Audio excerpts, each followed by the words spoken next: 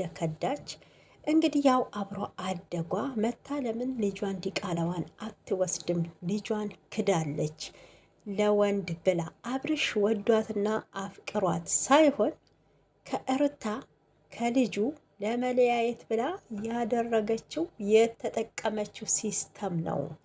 ሄርሜላን በቅርብ ማቃት እኔ ነኝ። ሶሻል ሚዲያ ላይ ስለመጣች ብቻ ልታውቋት አትችሉም እያለ ትገኛለች።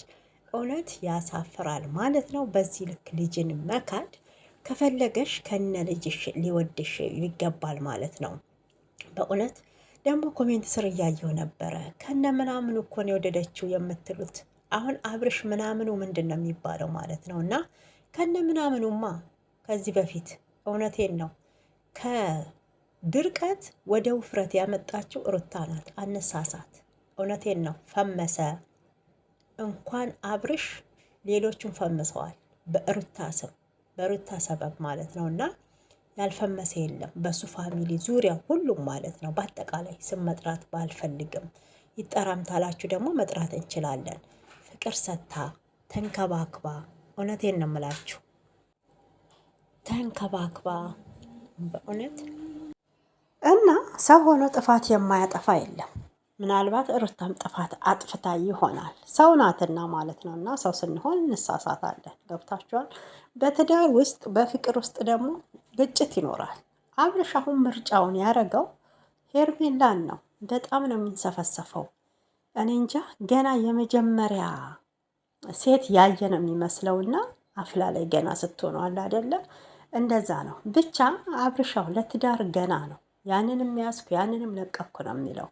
በዚህ መሀል ግን የእኛ የሴቶች አይምሮ ነው የሚጎዳው። ልብ ብላችሁ ተመልክታችሁ ከሆነ እንግዲህ ሩታ ለአብርሽ ብዙ ነገር ሆናለች ታውቃላችሁ።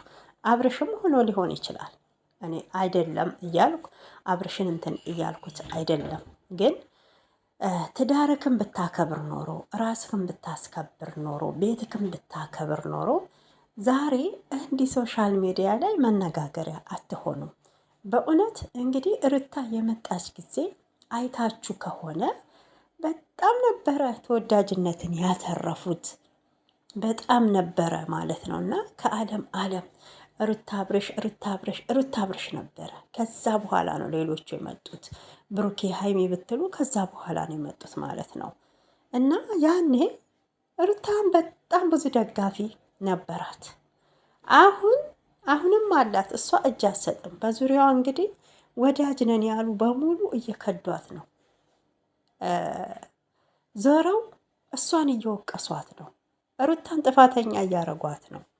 መጀመሪያ መውቀስ የነበረባችሁ ወንዱን ነው። ምንም አይነት ትንሽዬ እንከን ሲኖር ተወቃሽ የምናረገው ወንዱን ሳይሆን ሴቷን ነው።